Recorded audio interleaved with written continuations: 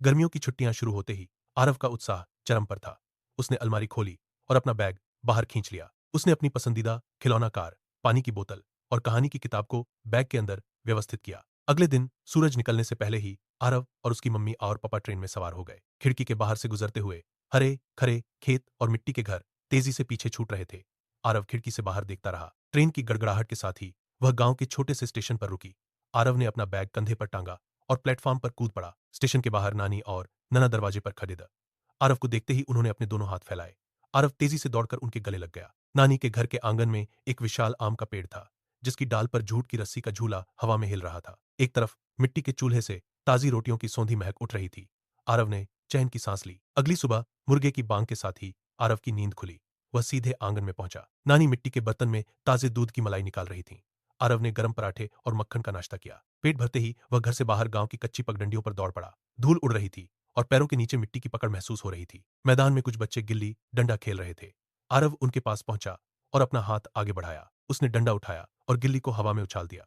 देखते ही देखते वह खेल का हिस्सा बन गया। दोपहर की धूप तेज होने लगी तो नानी उसे खेतों की ओर ले गई। चारों तरफ सुनहरी फसलें हवा में झूम रही थीं। आरव की नजर एक रंगीन तितली पर पड़ी। वह उसके पीछे भागा। तितली खेतों के बीच से होती हुई तालाब की ओर उड़ गई। आरव दौड़ते दौड़ते तालाब के किनारे पहुंच गया। उसने अपने जूते उतारे और ठंडे पानी में पैर डाल दिए। शाम ढलते ही आरव ने अपनी पतंग की डोर थामी। वह हवा के झोंकों के साथ पतंग को ऊपर खींचता रहा। डोर उंगलियों को रगड़ रही थी और पतंग आसमान में गोते खा रही थी। अगले दिन आरव बैलगाड़ी पर सवार हुआ। बैल के गले में बंधी घंटी टुन टुन करके पूरे रास्ते गूंजती रही। पहियों की चरमराहट और कच्ची सड़क के धक्के आरव को गांव की लय से जोड़ रहे थे। नानी ने उसे घर की बनी ठंडी कुल्फी दी, जिसका स्वाद शहर की आइसक्रीम से कहीं ज्यादा गहरा था।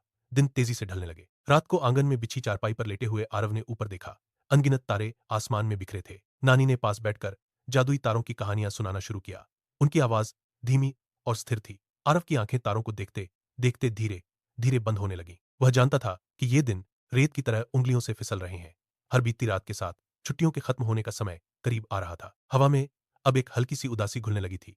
आरव ने करवट ली और नानी का हाथ थाम लिया, मानो वह समय को वहीं थाम लेना चाहता हो। छुट्टियां खत्म होने का समय आ गया। आरव का बैग तैयार था, लेकिन उसका मन भारी हो गया था। स्टेशन पर पहुंचते ही लोहे के पहियों की गड़गड़ाहट और यात्रियों की भीड़ ने उसे घेर लिया। ट्रेन प्लेटफॉर्म पर आकर रुकी। आरव ने नानी का हाथ कसकर पकड़ लिया। उसकी उंगलियां नानी की हथेली में धंस गईं, जैसे वह समय को वहीं रोक लेना चाहता हो। नानी ने झुककर आरव के माथे पर अपना हाथ रखा और उसे चूम लिया। उनकी आंखों में नमी थी, लेकिन उन्होंने मुस्कुराते हुए आरव के बैग में आम का अचार रखा। तभी ट्रेन की तीखी सीटी गूंजी। भाप का गुबार प्लेटफॉर्म पर फैल गया। आरव ने नानी का हाथ तब तक नहीं छोड़ा जब तक उसे डिब्बे के अंदर न जाना पड़ा। वह दरवाजे पर खड़ा रहा और नानी प्लेटफॉर्म पर पीछे छूटती गई। ट्रेन के पहिए धीरे धीरे घूमने लगे।